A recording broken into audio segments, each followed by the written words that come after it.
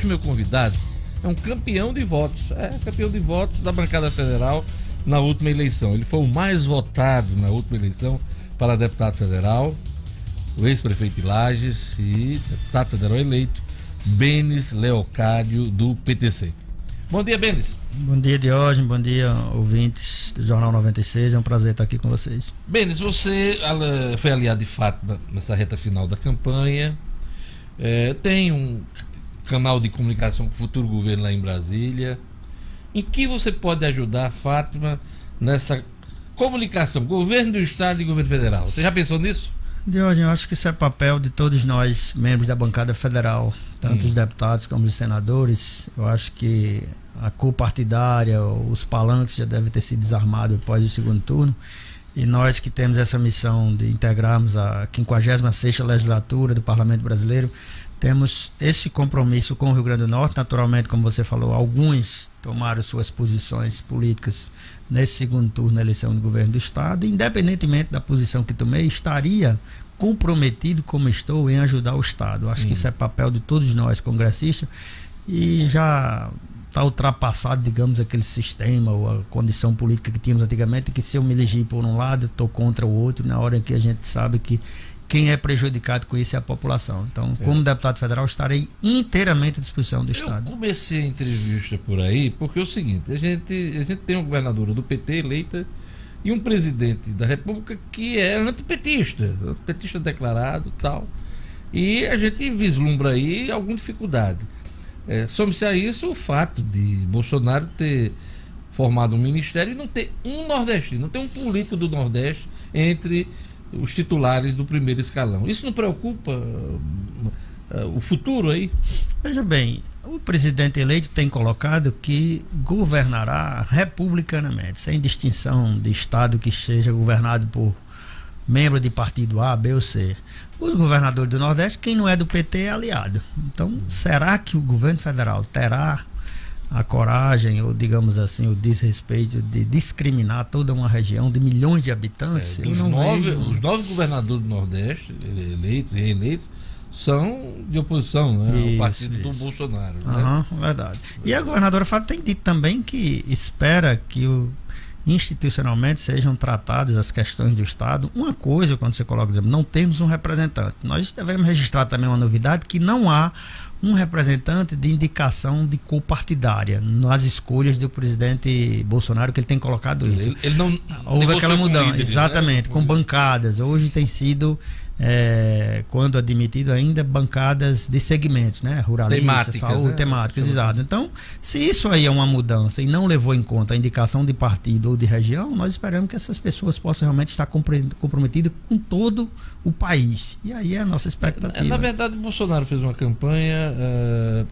praticamente sozinho, né, nas redes sociais, cresceu e ficou liberado, né? Ele não quis apoio, inclusive quando ele cresceu muito, não quis apoio de partido, não quis apoio de governadores que estavam em campanha. Então ele ficou muito liberado para a escolha desse ministério dele, né? Fez a dele, de hoje, e levou muita gente junto, né? Um partido exatamente. Pequeno como o dele, que sai, parece, de 1 ou 2 deputados federais para 52 candidaturas eleitas. Então a gente espera que esse favoritismo que teve o presidente Bolsonaro na maior participação do povo brasileiro, ela seja transformada em ações que venham melhorar a condição de vida do brasileiro, principalmente em temas como você debatia há pouco, a questão do emprego, né, da saúde, da segurança, que eu tenho certeza, se houver uma conscientização conjunta, digamos, coletiva, dos poderes, dos membros do Congresso Nacional, deveremos ter algumas mudanças e que venham realmente fazer a diferença. Essa é a nossa expectativa, até porque o novo Congresso tem um perfil muito ligado, digamos, ao segmento de segurança pública, muitos militares, muitas pessoas que estão indo para a Câmara, ao Senado pela primeira vez como mandatário, né?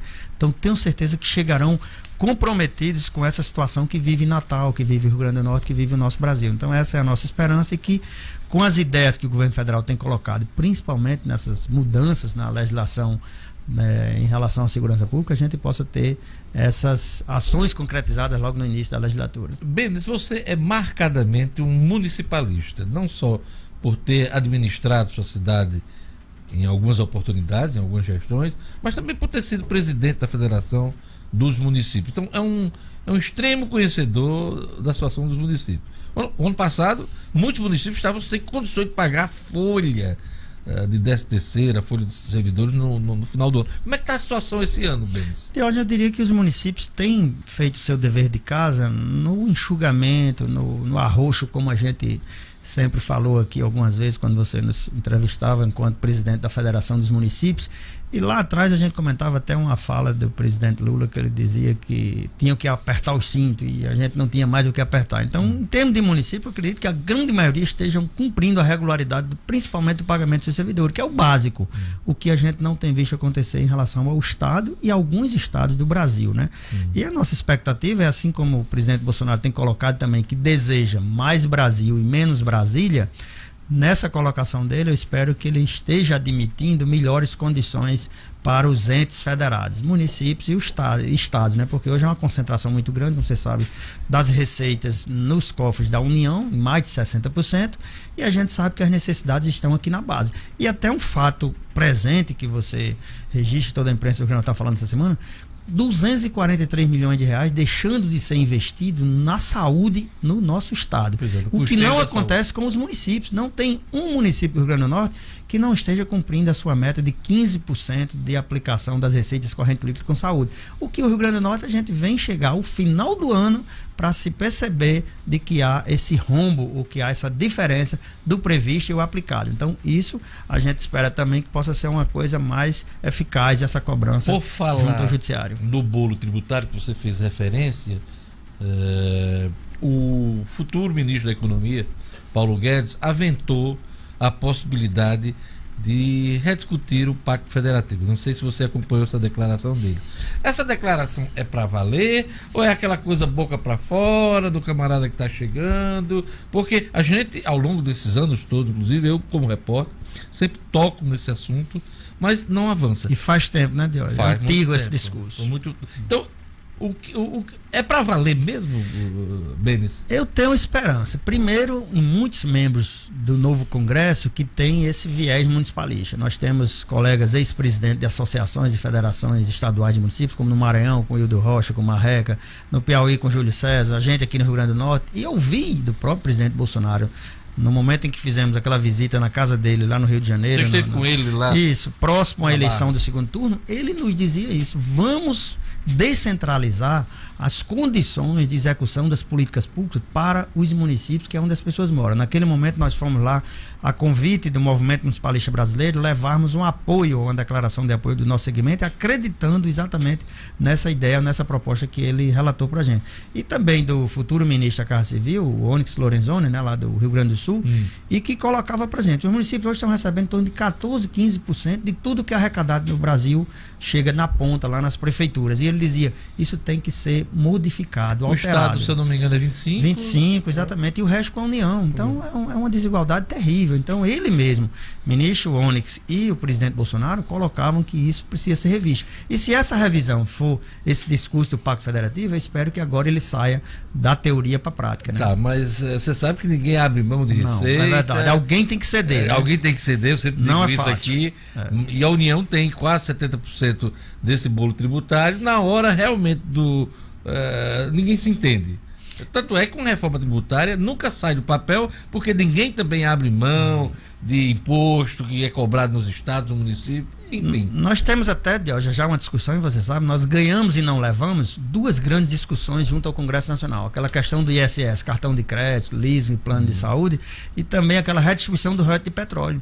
Foram votações que conseguimos aprovar nas duas casas do Congresso. O presidente da República vetou, antes a presidenta Dilma, depois o presidente Temer. Nós derrubamos esses vetos, mas infelizmente, por decisão liminar de ministros do Supremo Tribunal Federal, hoje estão impedindo que essas políticas possam ser realmente postas em práticas. Redistribuir com os 5.570 municípios tudo que é arrecadado da lei especial do petróleo, né? E também esse ISS, o cartão de crédito, que está em 12 ou 15 cidades do estado de São Paulo.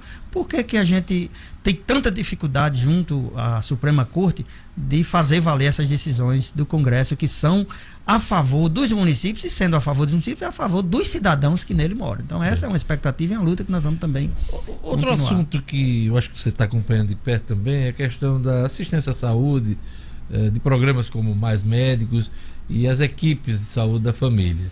Uma coisa está até descobrindo a outra, porque com esse problema da saída dos cubanos, alguns médicos das equipes de saúde da família estão migrando, ou pelo menos se inscreveram no Mais Médicos. Como é que você está acompanhando essa situação nos municípios do Rio Grande do Norte? Veja bem, isso é um assunto de preocupação, porque a primeira hora a gente achava que ia ser simples demais a solução, né? Dispensa ou dá até logo aos cubanos e amanhã tem médico brasileiro. A nossa defesa é que tenhamos o Estratégia de Saúde da Família preenchidos com profissionais brasileiros. Nada melhor. Eu acho que todos nós, enquanto cidadãos, enquanto brasileiros, e defendemos, esperamos isso. Mas o que está acontecendo, como você colocou, pessoas que estavam no Estratégia de Saúde da Família, que tem uma remuneração menor, que tem que pagar imposto de renda, que não tem uma carreira garantida, migraram para o Mais Médicos, que tem um salário melhor, de R$11.800, não vão pagar imposto, é a informação que a gente tem, e descobriram automaticamente esse que já acontecia. O que vai acontecer e está acontecendo no Rio Grande do Norte? Acho que dos 130 e poucos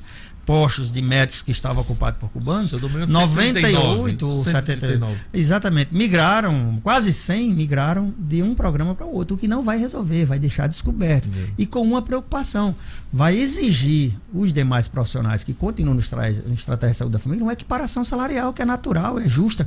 E aí os municípios vão ter condições de complementar? Não. Então acho que o governo federal deveria revisar o programa como um todo e assumir 100% do programa. Eu acho que todos os profissionais deveriam ir para Mais Médicos, desde que garantisse um profissional em cada unidade básica de saúde desse país. E o que a gente está vendo também é uma resistência de profissionais em ir para o norte, né, para as regiões mais distantes do país, em não querer aceitar ir para aquele lugar. O estrangeiro, no caso o cubano, era obrigado, né? Era obrigado a ir para aquele município. E aqui no Brasil, o médico faz uma opção, né? Exatamente. E muitos se inscrevem e nem se apresentam. Nem aparece. Até porque a gente viu que houve um número bem superior ao número de vagas em termos de inscrições. Mesmo assim, ainda não se apresentaram nos locais de trabalho. Então, se essa mudança, se esse remanejamento, ao final, cumprir com o preenchimento dessas vagas, ótimo. Parabéns para a ideia do presidente Bolsonaro, do próprio governo que já tomou essas medidas, mas a minha impressão, Jorge, é que vamos ter algumas dificuldades, algumas limitações até para encher 100% dessas vagas. A nossa torcida e expectativa é que possa acontecer e que realmente os médicos, ou os profissionais, ou o sindicato que luta por isso, possa ter realmente a carreira garantida, que o governo federal pudesse assumir a gestão desse programa sem deixar esse abacaxi na mão dos municípios. E ainda mais, depois que o município contrata, Diógenes, ele ainda é responsável pelo acréscimo de 22% como obrigação patronal junto ao INSS na contratação desses profissionais, que na verdade são de programas do governo federal. Então isso impacta no limite da LRF junto àquela limitação de 60% de gasto com o pessoal. A grande maioria dos municípios do Rio Grande do Norte estão extrapolando esse limite e é uma defesa nossa. Também vamos fazer isso junto à Câmara Federal para que o impacto do pagamento desses programas junto aos municípios fiquem na folha da União e tire os municípios dessa responsabilização que estão tendo hoje muitos promotores pedindo para que os municípios se reenquadrem nesse limite, tem que demitir pessoal. Como demitir pessoal? Que esses profissionais são dos programas que a gente não pode dispensar. Saúde da família, saúde bucal, de NASF, de PET e uma série de outros. Se correr, o bicho pega, se ficar, o bicho come. O bicho come. A gente falou dos municípios, Benes, eu queria também uma avaliação sua sobre a situação do Estado. O Estado vem aí de 2, 3 anos de extrema crise financeira, não consegue nem pagar a folha dos servidores. Esse quadro já se verificou no ano passado, tanto é que o atual governador Robson tem uma parte do salário do 13º em aberto ainda, tal. E já avisou que não tem dinheiro para pagar o 10º desse ano e o mês de dezembro vão ficar para a futura governadora Fátima Bezerra. Qual é a avaliação que o senhor faz e o que você poderia sugerir pela sua experiência como gestor público? Eu diria, Diógenes, que a do Estado ainda é mais grave do que as prefeituras. O Rio Grande do Norte vem padecendo, digamos assim, dessa situação econômico-fiscal há algum tempo. E medidas que deveriam ter sido tomadas bem mais atrás não foram. Então hoje a governadora Fátima não tem outro caminho. Ou ela faz uma adequação do tamanho da máquina do Estado para a sua realidade financeira, ou não vai colocar o trem nos trilhos, quando como a gente fala no nisso, popular. É o caso até de de exoneração de servidores. Ações que o Estado estão assumindo hoje que não tem a condição. Eu diria aí é motivo de avaliação, de levantamento, e que essa transição que está sendo feita, como tem sido elogiada tanto por ela que está chegando, como membro do atual governo. Criteriosa. Exatamente. Não só criteriosa, como tranquila, na paz, digamos assim. Que ao final ganhe o Estado, ganhe a nossa população, mas eu não tenho dúvida nenhuma de que ou ela faz o enxugamento da máquina, vendo aquilo que é prioridade, se é a saúde, se é a educação, se é a segurança, ou não tem milagre. Mas eu insisto, ela, inclusive a mim, aqui na televisão também, declarou que, por exemplo, exoneração do servidor nem está descartada. Ela tem dito de hoje. Então, quando você fala em enxugamento, me vem a cabeça também, se for o caso, se for necessário, se for possível legalmente, até a exoneração. Você vê isso, né? Depois de levantado, o que o Estado está comprometido por mês com despesas de restaurante, de café, de ações de cidadania, de determinadas despesas que possam ser revistas ou até adiadas, se não vai fazer muita diferença na vida do cidadão, que se tome essa medida. Eu acho muito difícil. Isso já foi feito no governo de Rosalva. O próprio Robson, em inúmeras oportunidades, falou em corte de despesas. Mas isso já não só Rosalva como Robson ampliaram algumas despesas. Vamos dar o exemplo desses programas sociais. Igualmente o governo federal, quando ampliou muito, vamos dar um exemplo, o Bolsa Família. Alguém ia pagar essa conta mais tarde. E a economia do país hoje está dizendo, está falando essa realidade. Não só o Bolsa Família, o Bolsa Empresário do BNDES também.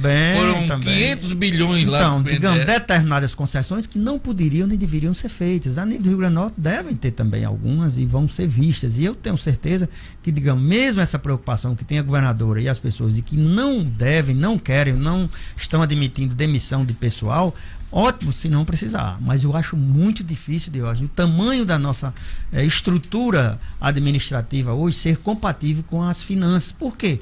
O Estado só sairá da situação que está se a economia for aquecida, se o país voltar a crescer a 4, 5% do PIB ano, que não é fácil, nem esperemos nesse primeiro, segundo ano de governo novo, né, digamos assim. Então, no Rio Grande do Norte, eu tenho imaginado que é o que às vezes o presidente diz com o município: façam o seu dever de casa. Então, a governadora Fátima, a sua equipe, os seus apoiadores, o povo potiguar está nessa expectativa que ela realmente, em fazendo o seu dever de casa, seja o necessário para equilibrar essas finanças sem demitir pessoal. É isso aí. Eu queria agradecer a presença de Bênis Leocádio, deputado federal eleito, e dizer aqui de público, viu? É um dos bons quadros que a bancada federal tem a partir de fevereiro, quando é o mês da posse dos futuros eleitos. Eu digo isso porque eu conheço o Bênis já há alguns anos, como, claro, principalmente como entrevistador. Nossa relação é muito do nosso trabalho. Trabalhei com o presidente da FEBUD, prefeito de Lages, e eu aqui como jornalista. Mas ao longo desse tempo passei a admirar o trabalho dele, exatamente pelo conhecimento que Bênis tem da situação dos municípios. Conhece de gestão pública, e eu não tenho dúvida que vai contribuir para as soluções dos problemas do Rio Grande do Norte a partir de fevereiro do ano que vem. Então desejo boa sorte a Bênis Leocádio como deputado federal do Estado. A todos um bom dia. Eu vou ficando por aqui. Tchau. Até amanhã.